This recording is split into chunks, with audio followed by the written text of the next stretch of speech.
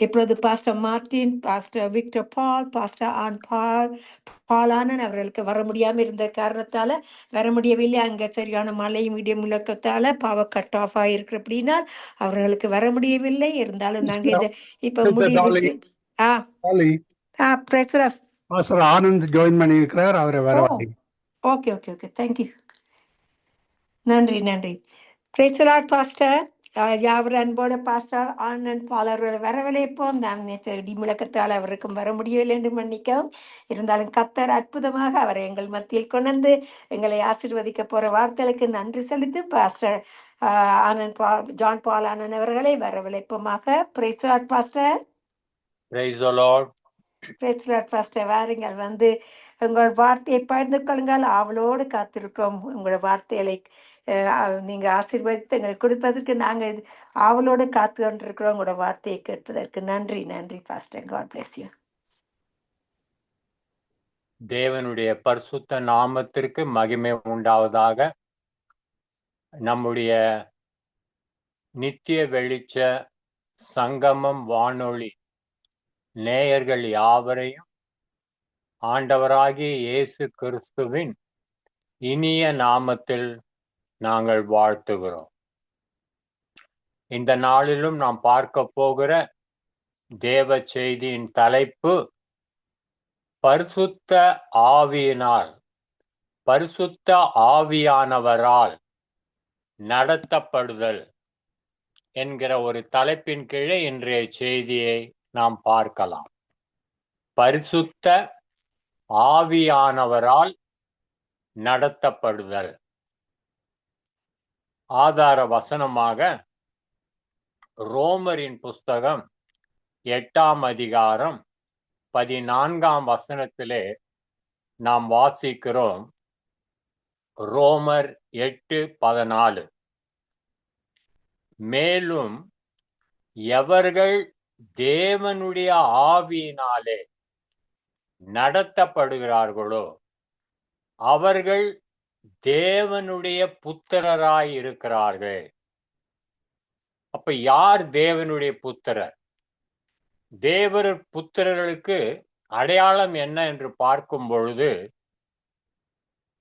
எவர்கள் தேவனுடைய ஆவியினால் நடத்தப்படுகிறார்களோ அவர்களே தேவனுடைய புத்திரராய் இருக்கிறார்கள் என்று பார்க்கிறோம்.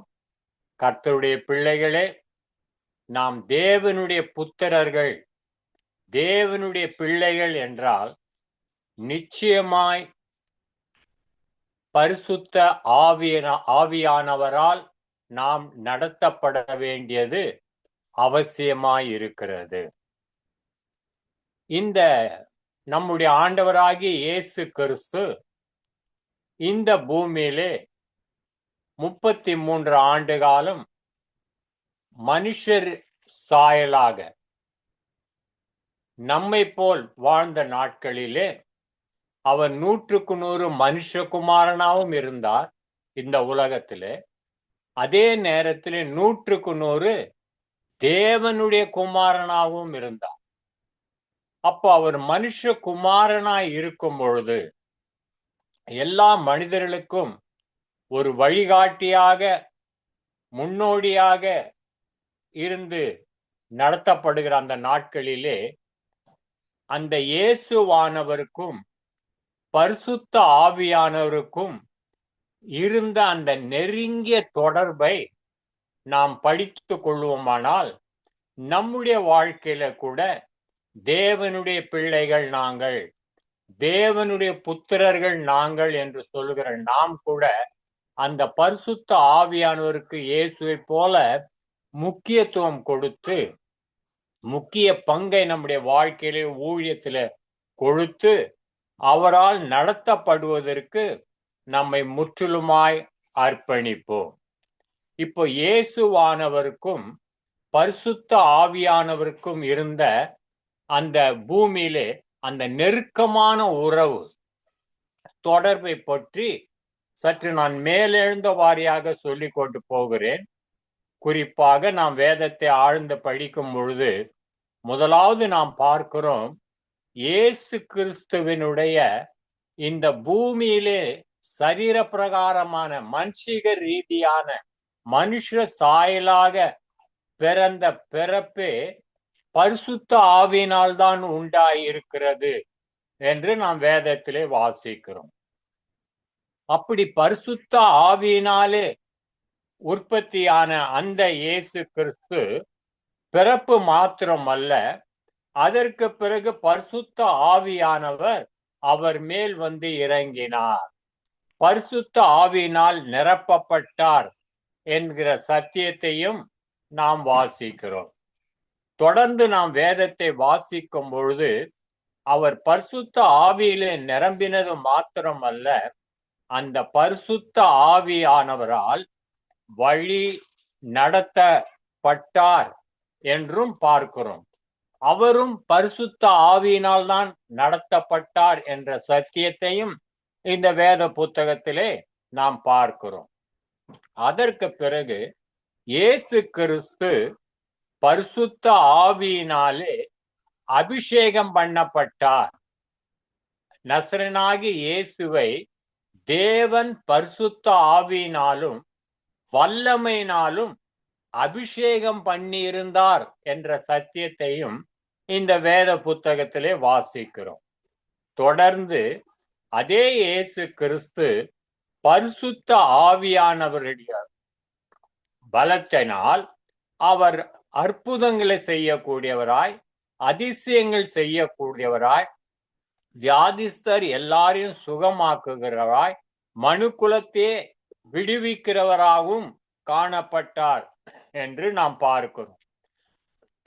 தொடர்ந்து வேதத்தை வாசிக்கும் பொழுது இந்த இயேசு கிறிஸ்துவானவர் தம்முடைய சிலுவை மரணத்தை கூட இந்த பரிசுத்த ஆவியானவர்தான், அவருடைய பலன், அவருடைய ஒத்தாசையினால்தான் முழு மனுக்குலத்தின் பாவங்கள் மன்னிக்கப்படும்படி, முழு மனுக்குலத்தின் வியாதிகள் நோய்களிலிருந்து அவளை விடுவிக்கும்படி, முழு மனுக்குலத்தையும் பிசாசின் பிடியிலே அந்தகார சக்தியிலிருந்து இருளின் ராஜ்யத்திலிருந்து விடுவிக்கும்படி அந்த பரிசுத்த ஆவியினாலதான் அவர் அந்த சிலுவை மரணத்தை கூட அவர் ஏற்றுக்கொண்டார். அவரால் அது வெற்றிகரமாய் செய்ய முடிந்தது என்று பார்க்கிறோம்.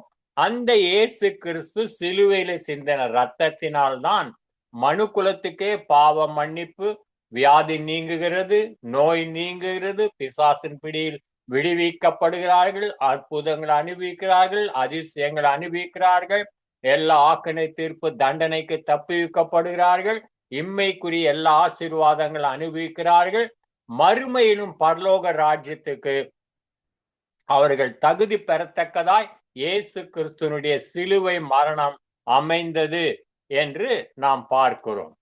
பிறகு தொடர்ந்து நாம் வாசிக்கும் பொழுது இயேசு கிறிஸ்துவானவர் அந்த பரிசுத்த ஆவியானவரை தம்முடைய சீடர்களுக்கு ஊதினார் என்று நாம் பார்க்கிறோம். சீடர்களும், இயேசுவை பின்பற்றின சீடர்களும் அந்த பரிசுத்த ஆவியை பெற்றுக்கொண்டு அதனால் வழி நடத்தப்படுகிறார்கள் என்ற சத்தியத்தையும் அறிந்து கொள்ளுகிறோம். இதே இயேசு கிறிஸ்து சிலுவையிலே மரித்தது மாத்திரமல்ல, 3ஆம் நாள் உயிர் தெழுந்த பிறகு 40 நாள் அளவும் தான் உயிருள்ளவராய் இருக்கிறேன் என்பதை நிரூபணம் பண்ணிவிட்டு 40வது நாளிலே பரமேறி போகிறார், பரலோகம் போகிறார் என்ற சத்தியத்தை நாம் பார்க்கிறோம். அங்கே போய் அவரை பின்பற்றுகிறவர்கள், அவரை விசுவாசிக்கிறவர்களுக்கு பரிசுத்த ஆவியானவரை பிதாவானவர் தந்தருளும்படியாய், பரிசுத்த ஆவியானவரை இந்த பூமியிலே தேவனை விசுவாசிக்கிற ஜனங்கள் மேல் ஊற்றும்படியாய் விண்ணப்பமும் பண்ணினார் என்று பார்க்கிறோம். அங்கே போய் அவர் ஜெபித்த பிறகுதான் 50வது நாளிலே அந்த பரிசுத்த ஆவியானவர் இந்த பூமியிலே அவருக்கு காத்திருந்த அந்த சீஷர்கள் மேல் ஊற்றப்பட்டார் என்ற சத்தியத்தையும் வேதத்திலே வாசிக்கிறோம்.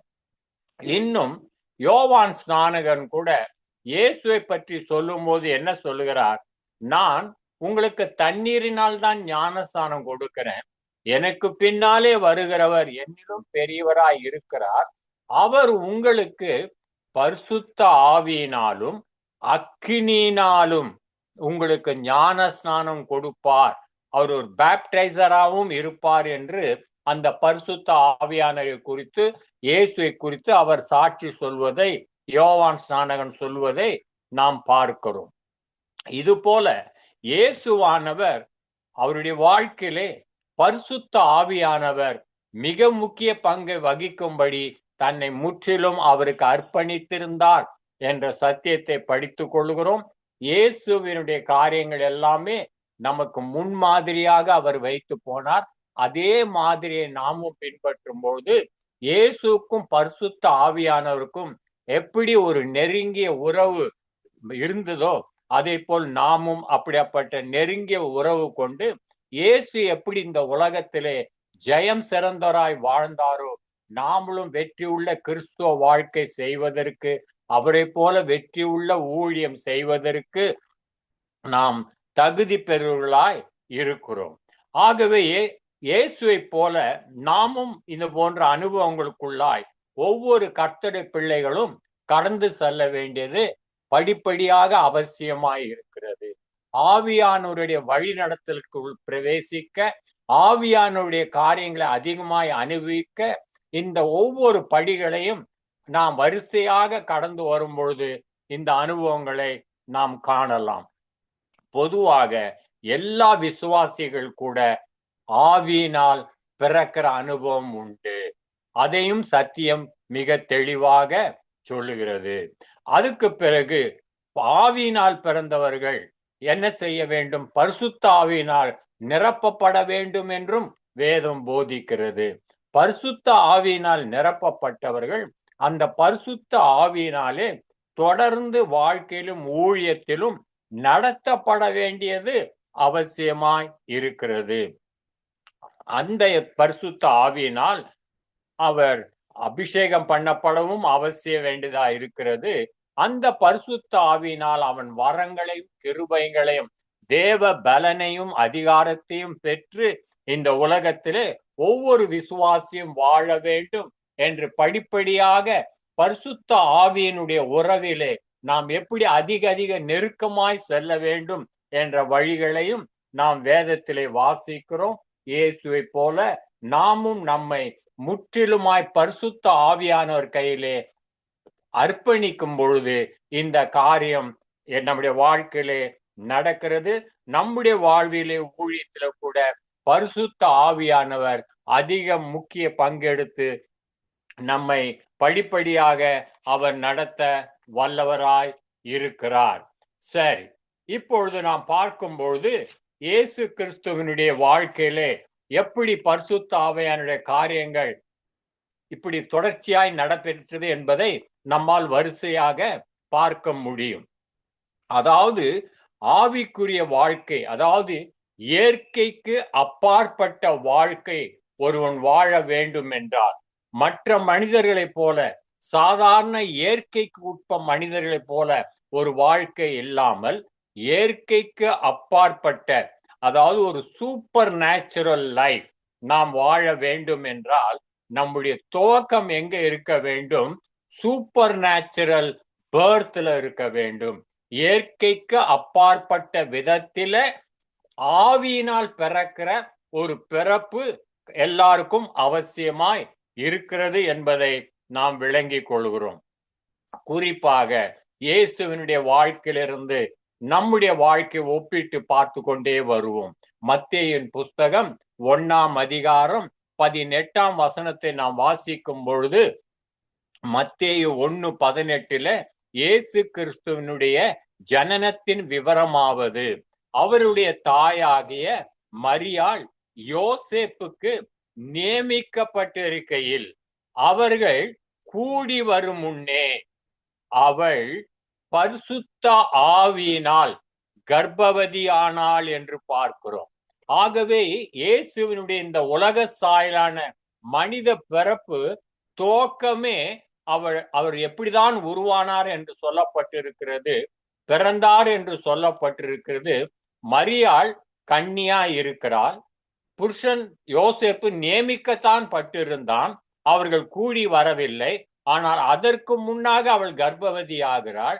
அவள் எப்படி கர்ப்பவதி ஆகிறாள் என்றால் அந்த பரிசுத்த ஆவியானவரால் தான் அவள் கர்ப்பவதி ஆனாள். அப்போ இயேசுவினுடைய பிறப்பே ஆவியின் பிறப்பாய் இருந்தது என்ற சத்தியத்தை இங்கே நாம் தெளிவாக விளங்கிக் கொள்கிறோம். இன்று கூட நீங்களும் நானும் இயற்கைக்கு அப்பாற்பட்ட ஒரு வாழ்க்கை நாங்களும் வாழுகிறோம் என்று சொல்வோமானால் அது எதனுடைய விளைவு? நீங்களும் நானும் கூட இயேசுவை போல ஆவியிலே நாம் பிறந்தவர்களாய் இருக்கிறோம். அது எப்படி என்று நாம் பார்க்கும் பொழுது நாம் எல்லாரும் அறிவோம்.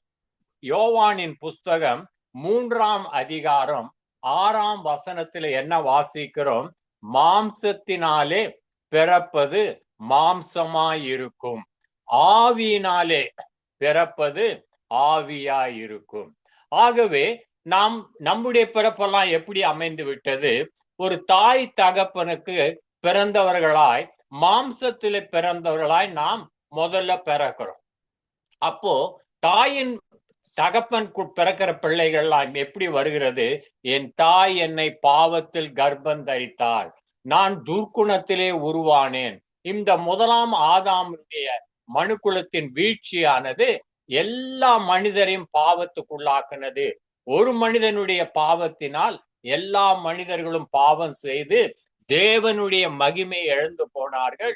தேவனோடு இருக்கிற உறவு துண்டிக்கப்பட்டது என்று நாம் பார்க்கிறோம். ஆகவே அது மாம்ச பிறப்பாய் இருக்கிறது. ஆனால் கர்த்தருடைய பிள்ளைகள் நான் என்ன செய்ய வேண்டும்? அதற்கு பிறகு அவர்கள் வளருகிறார்கள், மாம்சத்தின்படியே வாழுகிறார்கள், உலகில் பிரகாரமான வாழ்க்கையை வாழுகிறார்கள். ஆனால் நாளடைவிலே ஆண்டவராகிய இயேசு கிறிஸ்துவனுடைய நற்செய்தி சுவிசேஷம் அவர்களுக்கு பிரசங்கிக்கப்படுகிறது. இந்த இயேசு கிறிஸ்து பாவங்களிலிருந்து விடுவிக்க, பாவங்கள் நீக்கி கழுவி சுத்திகரிக்க, பாவத்துக்கு பரிகாரம் உண்டாக்க, எல்லா மனுஷன் குலத்திலே இருக்கிற எல்லா வேதனைகள் நீக்க, பாவம், வியாதி, நோய், சாபம், இருளின் கிரியைகள், பிசாசின் கிரியைகள், இது எல்லாவற்றிலும் விடுவிக்க இயேசு சிலுவையிலே நமக்கு பதிலாக மரிக்கிறார்.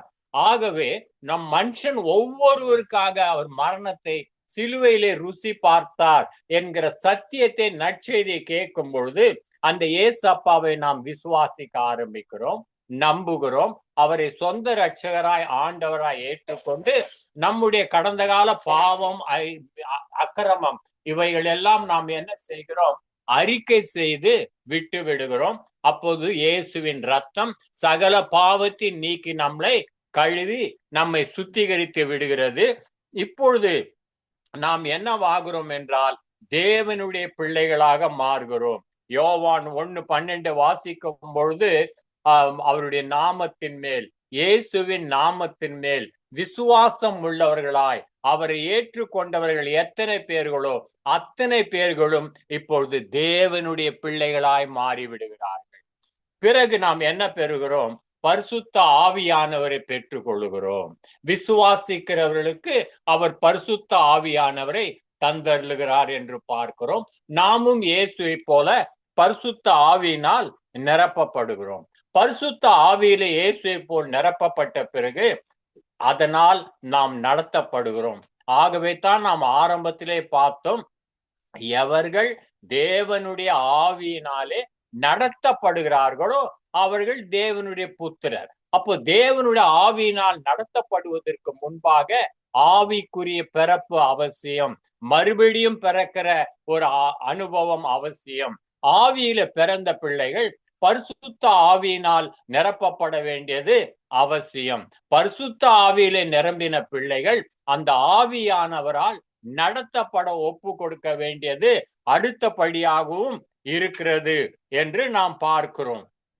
இப்பொழுது உலகில் பிரகாரமான காரியங்களை நீங்கள் பார்ப்பீர்கள் என்றால், இயற்கையாக பிறக்கிற ஒரு மனிதன் தாய் தகப்பனுக்கு பிறக்கிற பிள்ளைக்கு அது பிறந்தவுடன் இயற்கையாகவே அதுக்கு பார்க்கிற திறன் அதுக்கு இருக்கிறது, கண்.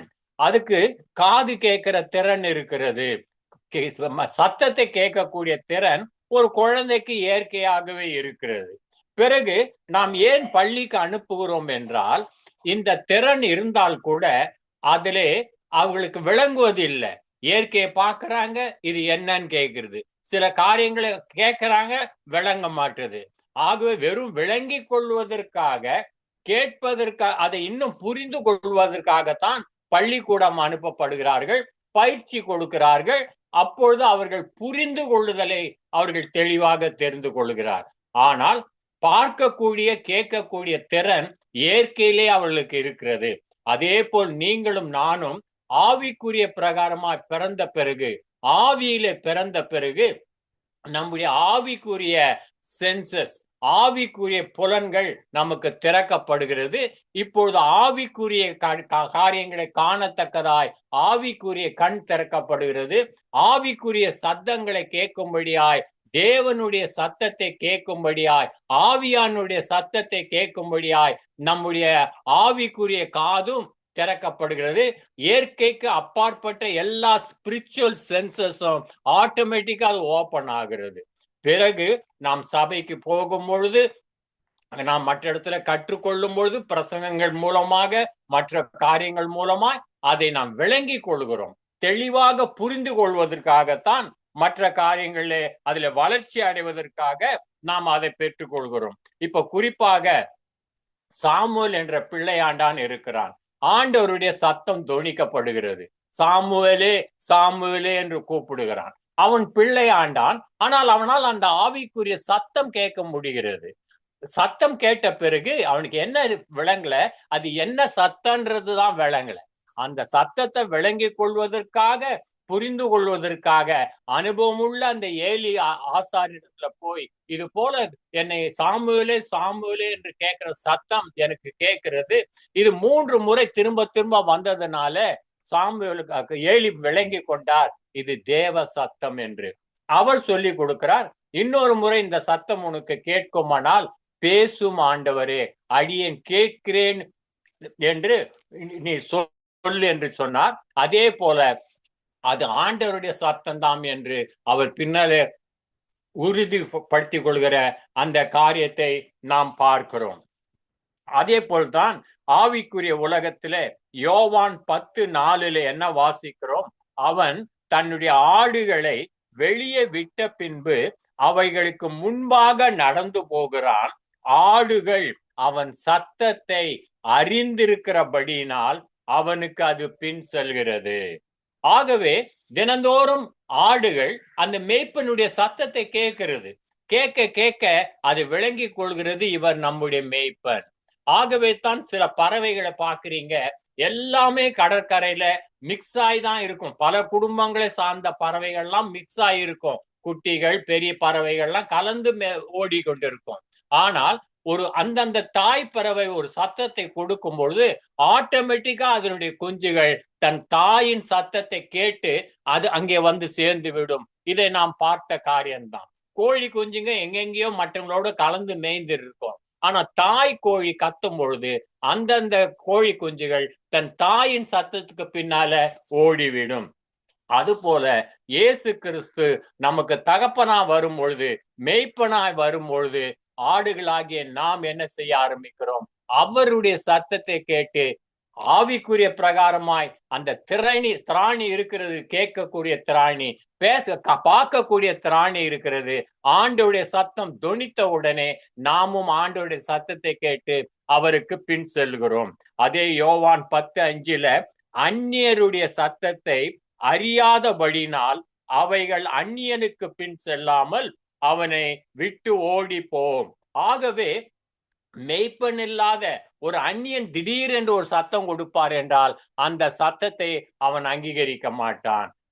தன் மெய்ப்பனுடைய சத்தத்துக்கு தான் அவன் அங்கீகரிப்பான். அது போல கர்த்தராகிய இயேசுவை விசுவாசித்து ஏற்றுக்கொண்டவர்கள் அத்தனை பேர்களும் ஆண்டவருடைய சத்தத்தை அறிந்து கொள்வார்கள். அதை புரிந்து கொள்வதற்கு தான் சபைக்கு செல்கிறோம். அதை புரிந்து கொள்வதற்காகத்தான் ஆவிக்குரிய பள்ளிகளுக்கு செல்லுகிறோம், விளங்கி கொள்வதற்காக. ஆனா இயற்கையாகவே நமக்கு ஆவிக்குரிய கண்கள் திறக்கப்பட்டிருக்கிறது, காதுகள் திறக்கப்பட்டிருக்கிறது. ஆவிக்குரிய சகல ரகசியங்களையும் அறிந்து வெற்றி உள்ள கிறிஸ்துவ வாழ்க்கை ஊழியத்தை நாம் செய்கிறவர்களாய் இருக்கிறோம். இத மிக தெளிவாக யோவான் 1:12-13 வாசிக்கிறீங்க.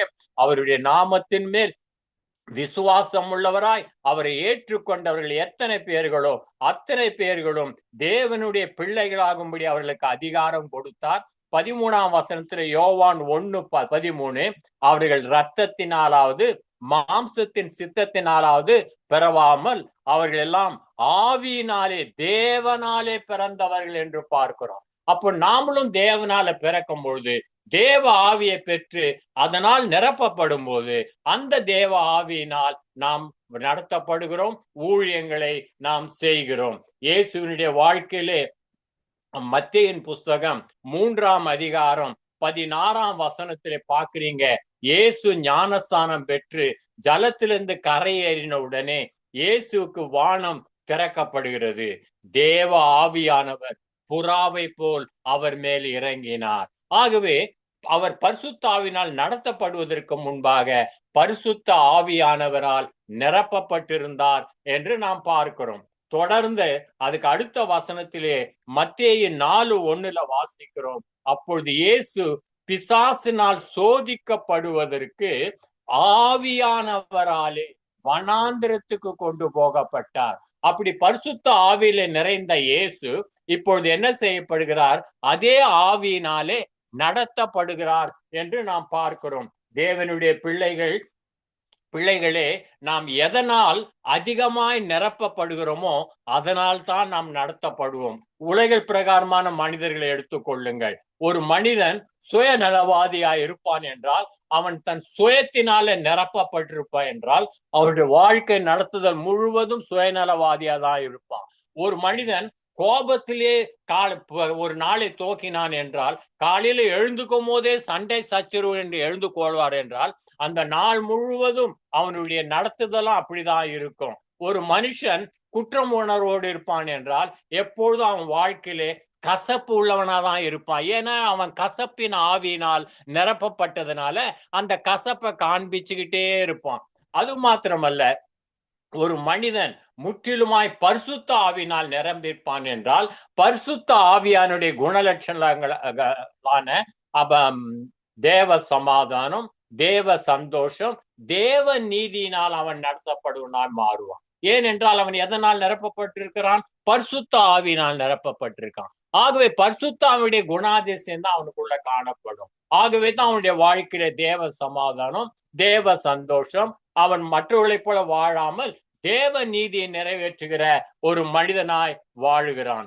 ஆகவே நம்முடைய வாழ்க்கையிலே நாம் எதற்கு முக்கியத்துவம் கொடுக்க வேண்டும் என்றால், அந்த பரிசுத்த ஆவியானவரை துக்கப்படுத்தாமல், வேதனைப்படுத்தாமல், மான்கள் நீரோடைகளை வாஞ்சித்து கதறது போல இரவும் பகலும் ஒவ்வொரு நாளும் பரிசுத்த ஆவியினால் அதிகாலையில் எழுந்த உடனே நாம் நிரப்பப்பட வேண்டும். நன்றாக தேவனுக்கு நன்றி சொல்லி துதி பலிகளை ஏறெடுத்து, ஸ்தோத்திர பலிகளை எடுத்து, பரிசுத்தாவில நிறைந்து, பரலோக பாஷைகளை பேசி, ஒரு நாள் துவக்கத்திலே நாம் நிரம்பி இருக்கும் பொழுது அந்த நாள் முழுவதும் தேவ ஆவியினால் நாம் நடத்தப்படுவோம். நாம் எல்லாரும் அறிவோம், ஒரு சிறு பிள்ளை அல்லது நாம் இயற்கையான மனிதன் எழுந்துக்கும் போதே ஒரு சில பாடல்கள் அவனுக்கு வரும். அந்த பாடலை காலையில அவன் பாட ஆரம்பிச்சிட்டான்னா அந்த நாள் முழுதும் அவன் எங்க போனாலும் அது அவன் மைண்ட்ல ஓடிக்கிட்டே இருக்கும்.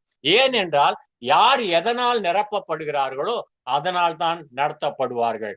ஆகவே நீங்களும் நானும் ஒவ்வொரு நாளும் இந்த பரிசுத்த ஆவியானவர் என்கிற புது எண்ணெயினால், அபிஷேகத்தினால் நாம் நிரம்பி கொண்டே இருக்கும் பொழுது ஒவ்வொரு நாளும் புதிய வெளிப்பாடு, புதிய வழி நடத்தல், கர்த்தருக்கென்று வெளிச்சம் கொடுக்கிறவளாய், ஒளியாய், பூமியில பிரகாசிக்கிறவளாய் நாம் மாறுவோம். ஜெயங்கொள்கிற கிறிஸ்துவ வாழ்க்கை, ஜெயங்கொள்கிற ஒரு ஊழியம் செய்வோம். கர்த்தர் தாமே இந்த செய்தி கேட்ட ஒவ்வொருவரும் பரிசுத்த ஆவியானவரோடு ஒரு நெருக்கமான உறவு, நெருக்கமான ஐக்கியம், அவரை துக்கப்படுத்தாமல், வேதப்படுத்தாமல், தன் வாழ்க்கையை எல்லா காரியத்தை அவரிடத்தில் ஒப்புவித்து, அந்த பரிசுத்த ஆவியானவர் சொல்லுகிறதை காது உள்ளவன் கேட்க கடவன் என்று சபைக்கு எழுதுகிறார். ஆகவே இந்த ஆவியானவர் தான் நம்மளை சகல சத்தியத்திற்குள்ளும் வழி நடத்தக்கூடியவராய் இருக்கிறார். இந்த வேத புத்தகம் எல்லாம் பரிசுத்த ஆவியினால் எழுதப்பட்டதுனால இந்த வேதத்தின் அதிசயங்கள் எல்லாம் விளங்கி கொள்ளும்படி, புரிந்து கொள்ளும்படி பரிசுத்த ஆவியானவர் தான் நமக்கு போதிக்கிறார். அவர்தான் நமக்கு ஆலோசனை கொடுப்பார். அவர்தான் தேவ திட்டம் என்ன நம்மை குறித்து, தேவ நோக்கம் என்ன, தேவ சித்தம் என்ன என்ற பரலோக ரகசியங்கள் எல்லாம் வெளிப்படுத்தி நம்மளை இந்த பூமியிலே குட்டி பரலோக வாழ்க்கை வாழ உதவி செய்கிறார். அநேகரை இந்த நித்திய வாழ்வுக்குள் நடத்த உதவி செய்கிறார். அது மாத்திரமல்ல, நாம் ஆயத்தப்படுவது மாத்திரமல்ல, நம்மோடு கூடுகிற கூட்டத்தையும் ஆயத்தப்படுத்துகிறோம். இருளின் ராஜ்யத்திலிருந்து ஜனங்களை விடுவித்து கிறிஸ்துவின் ஒளியின் ராஜ்யத்துக்குள்ள நடத்துகிறோம். ஆத்துமாக்களை ஆதாயம் பண்ணுகிறோம், சபைகளை ஸ்தாபிக்கிறோம். இப்பொழுது நாம் நித்தியத்துக்கு போகும்பொழுது திரள் கூட்ட மக்களோடு மாபெரும் அறுவையோடு பரலோகத்திலே உண்மையும் உத்தமுள்ள ஊழியக்காரனே வா என்று தேவன் அழைப்பார். அங்கே போய் நித்தியமாய் இயேசுவோடு நாம் வாழ்வோம். ஆவிக்குரிய வாழ்க்கை மிக சிறந்த வாழ்க்கை. அதையே நாம் தெரிந்து கொள்வோம். கர்த்தர் தாமே இந்த செய்தி கேட்ட உங்கள் ஒவ்வொருவரையும் ஆசீர்வதிப்பாராக. ஆமேன், ஆமேன், ஆமேன்.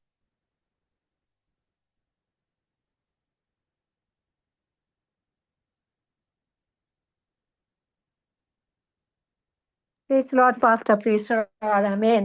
அந்த பரிசுத்தமான ஆவி இல்லாவிட்டால் எங்களுக்கு ஊழியமே செய்ய முடியாது. பரிசுத்தமான ஆவியானவர் சித்தத்தின்படி அவருடைய வார்த்தையை கொடுத்து எங்களை ஆசீர்வதித்தீங்க பாஸ்டர். அருமையான வார்த்தையின் மூலமாக கர்த்தர் நாமத்தை உயர்த்தி உங்களையும் குடும்பத்தாரையும் ஆசீர்வதிக்கிறோம். வானொலி குடும்ப சார்பாக வாழ்த்துகிறோம், ஆசீர்வதிக்கிறோம். சிஸ்டர் ரஞ்சினி சொல்ல போறீங்களா? Amen, amen. Thank you, Pastor John Paul Ananth. நல்ல ஒரு வார்த்தையை கொடுத்தீர்கள். ஒரு powerful word of God, very encouraging word of God. Just the way how you have been manifesting the Lord's glory through the word of the Lord, through the Holy Spirit's anointing has been revealing so much in depth, because it's nothing that we could accomplish in the kingdom for the kingdom purposes without the power and the anointing and of the Holy Spirit upon every believer, and all the gifts and all that the Lord bestows with the calling can be accomplished only through the mighty power of the Holy Spirit, that we have been led by the Spirit. That's why the Lord has said in His word that when we are led by the Spirit and not by the flesh, we will not modify the deeds of the body. And that's why it is very important that we recognize the fact how we have to be sensitive to the leadings and the guidance of the Holy Spirit, so we do not ever go into the realms of the way we can be lured by the flesh or anything that comes out of self, or the ways how the flesh can maneuver through different ways if we are not sensitive to the guidance and the power of the Holy Spirit upon our lives, especially when we are in ministry. So thank you for that wonderful word, through the anointing, through the power, through the very manifesting fire of the presence of the Lord coming through. So we thank the Lord for that wonderful word, and how He manifests through the guidance of the Holy Spirit means He becomes our shepherd. We hear His voice and we are led by His voice, and that's the way in which when we are obedient to His word, His voice, through the clarity of the Holy Spirit that comes through to us, is to make us even willingly obediently serve Him and love Him, and thereby it becomes easier for a believer to be abide in the Spirit and walk in the Spirit. Thank you for the wonderful ways in which many ways in which you have been revealing this word to us. Thank you, Pastor John Paul Ananth. God bless you. ஆமேன், ஆமேன், ஆமேன். கழுவின ரத்தத்தாலே சுகம் தந்தார் காயத்தாலே, தேற்றினார் வசனத்தாலே, திடன் தந்தார் ஆவியாலே, எமக்கு திடன் தந்தார் ஆவியாலே.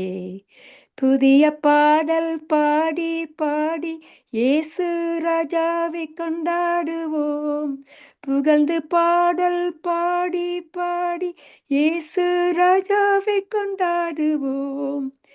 அதிசயமானவரே, ஆலோசனை கர்த்தரே, வல்லமையுள்ள தேவா, மரங்களில் மன்னவனே, உறுதியை பற்றி கொண்டோ உன்னையே நம்பியுள்ளோம், பூரண சமாதானம் புவிதலில் தருபவரே, தினமும் புவிதலில் தருபவரே, புதிய பாடல் பாடி பாடி இயேசு ராஜாவை கொண்டாடுவோம். புகழ்ந்து பாடல் பாடி பாடி இயேசு ராஜாவை கொண்டாடுவோம். ஆமேனப்பா, உங்களோட பரிசுத்தமான ஆவி எங்களுக்கு கொடுத்து உங்களுடைய அன்பினால நிரப்பி அபிஷேகத்தினால நீங்க எங்களை நிரப்பி அபிஷேகத்தினால எங்களை வழிநடத்திட கிருபைகளுக்கு மூலமாக நாங்கள் நித்திய வெளிச்சம் வானொலியில் வந்து நித்திய வெளிச்சத்துல நீங்க வந்து எங்களை வழிநடத்தி கொண்டு இருக்கிற கிருபைகளுக்கு நன்றி செலுத்துறோம் அப்பா. அப்பா ஜெபத்துக்காக வருகிறேன். நன்றி சாமி. இப்பொழுது வரையும் எஸ்அப்பா, இன்று வரையும் இப்ப 7 மணியில இருந்து 9 மணி 10 மணி 12 நிமிடம் வரையும் இங்கு கூட இருந்து கூட பரிசுத்தமான ஆவி மூலம் யாவரையும் வழிநடத்தி கொண்டு வந்த கிருபைகளுக்கு நன்றி அப்பா. வந்தவர்கள் மேல உங்களோட பரிசுத்தமான வல்லமை இருந்த கரம் நடத்தி கொண்டு வந்த அந்த அபிஷமான பரிசுத்தமான ஆவிக்கு நான் நன்றி செலுத்துறேன்ப்பா. நேற்று இன்று மாறாதவரே, இன்றும் எங்கள் மத்தியில் இருக்கிறீர்கள் ஆண்டவரே. என்று வழி நடத்தி கொண்டு வந்த சங்கமமான நித்திய வெளிச்சத்துக்கு நான் நன்றி செலுத்துறேன் அப்பா. வந்திருக்க ஒவ்வொரு ஊழியக்காரையும் நீங்க உங்களோட அன்பினால நிரப்பி ஆசீர்வதித்து கொண்ட கிருபைகளுக்கு நன்றி அப்பா. சிஸ்டர் கருணா ஆரம்ப ஜெபத்தோட பாடலோடு வந்து அவருடைய குடும்பத்தை அவர்கள் மென்மேலுமாக இன்னும் அதிகமாக உங்களுக்குள்ள வளர்வதற்கு அவர்களோட பரிசுத்தமான ஆவியின்படி வழி நடத்தும்படியாக ஜெபிக்கிறேன் என் பிதாவே. நன்றி சுவாமி. சிஸ்டர் ரஞ்சினி அவர்கள் கடைசி நிமிஷத்துல வந்து வார்த்தைகளை கொடுத்து உங்களோட பரிசுத்தமான ஆவி மட்டும்தான் எங்களுக்கு அந்த அபிஷேகத்தின் மூலமாக நீங்க வழி நடத்தி எங்களை ஆசீர்வாதத்தை கிருபைகளுக்கு நன்றி செலுத்துறேன்ப்பா. எனக்கு ஆண்டவரே தந்த பேலனுக்கு சத்துவத்துக்கு நான் நன்றி செலுத்துறேன். உங்களோட நான் மட்டுமே மகிமைப்பட வேணும் என்று ஜெபிக்கிறேன். சிஸ்டர் சுகுமாரிக்கான நான் நன்றி செலுத்துறேன் அப்பா. அவங்களும் வந்து உங்களோட சித்தத்தின்படி உங்களோட வார்த்தையை கொடுத்து எங்களை ஆசீர்வதித்து அவர்களையும் குடும்பத்தையும் இன்னும் அதிகமாக ஆசீர்வைங்க. அவங்களோட அருமையான 3 மகன்மாரையும் ஆண்டவரை உங்களோட ரத்த கோட்டைகளை மறைத்து வச்சு உங்களோட சித்தத்தின்படி அவங்களை வழி நடத்துங்க. போக்கிலும் வரத்திலும் குடியிருக்கும்படியா ஜெபிக்கிறேன். பாஸ்டர் ஆண்டன் ராசன் நான் செய்கிற ஊழியத்தையும் அவர் அப்பா எங்களுக்கென்று வந்து பகிர்ந்து கொடுக்கிற வார்த்தைகளுக்கு நன்றி செலுத்துறேன் அப்பா. யாவரும் பரிசுத்தமான ஆவியை பற்றி பேசினார்கள் ஆண்டவரே. அதேபடியானவர் அவர்களையும் மென்மேலுமாக ஆசீர்வதித்து அவங்களோட போக்கிலையும் வரத்திலையும் இருந்து அவங்களோட ஊழியத்துல இருந்து வழி நடத்தும்படியாக ஜெபிக்கிறேன் என் பிதாவே. நன்றி இயேசுவே. நன்றி அப்பா. பாஸ்டர் மார்ட்டின் பாஸ்டர் விக்டர் பால் வராம இருந்தாலும் ஆண்டவரே அங்குள்ள மலைகள் மழையும் இடிமுழக்கத்தின் மூலமாக பவர் கட் ஆஃப் இருக்கிறபடினா அவர்களுக்கு வர முடியல. இருந்தாலும் அவர்களை நினைத்துக் கொள்ற ஆண்டவரே. அவர்களோட ஊழியங்கள்ல கூட இருங்க. அவங்கள போக்கிலும் வரத்திலும் இருந்து அந்த மலையை நிப்பாட்டி அநேகருக்கு சாட்சியா இருப்பதற்கு அவங்களை பலப்படுத்தி அப்பா உங்களோட சித்தத்தின்படி ஆசீர்வதிக்கும்படி ஜெபிக்கிறேன் என் பிதாவே. மறுபடியும் பாஸ்டர் பால் ஆனந்த வல்லமை நிறைந்த அபிஷேகமான அந்த வார்த்தைகளுக்கு நான் நன்றி செலுத்துறேன். உங்களோட அபிஷேகத்தை அவங்களுக்கு கொடுத்து எங்களை நித்திய வெளிச்சத்துல வந்து எங்களை ஆசீர்வதித்த கிருபைகளுக்கு நன்றி செலுத்துறேன். அவர்களையும் அவங்களோட குடும்பத்தாரையும் இன்னும் அதிகமாக ஆசீர்வதிங்க. அவங்களோட தேவையில சந்திங்க. அவருடைய ஊழியத்தின் மேலும் இருந்து ஆண்டவரே அவர்களை இன்னும் உங்களோட ரத்த கோட்டைகளை மறைத்து வைத்து வழி நடத்தும்படியாக ஜெபிக்கிறேன் என் பிதாவே அப்பா. மறுபடியும் sister pastor brother Leslie sister Rita நடத்துகிற ஊழியங்களுக்கான ஜபிக்கிறேன் ஐயா அப்பா. மறைவில் இருக்கிற ஒவ்வொரு ஊழியம் நீங்க கண்ணோக்கி பார்க்குறீங்க ஆண்டவரே. ஒவ்வொரு நிமிடம் அவருக்கு பலனும் சத்துவத்தை புதிதாக கொடுத்து புதிதான பலத்துல என் கிருபை உனக்கு போதும் பலவீனத்துல பலன் கொடுத்த தகப்பனே எனக்கும் கொடுத்து வந்த ஒவ்வொரு ஊழியக்காரங்களும் கொடுத்து புதிதான வழியில நடத்தி கொண்டு போற கிருபைகளுக்காக நன்றி செலுத்துறேன் அப்பா. முதல்ல இருந்து இப்ப வரை கூட இருந்து நடத்தின கிருபைகளுக்கும் உங்களோட வல்லமைக்கும் நன்றி செலுத்துறேன். உங்களோட நாம மட்டுமே மகிமைப்படுவதாக என்று கூறி யாவருக்கும் ஜெபித்து ஆசீர்வதிக்கிறேன் இயேசு கிறிஸ்துவின் மூலம் பிதாவே. நன்றி இயேசு. நன்றி. ஆமேன் ஆமேன் ஆமேன்.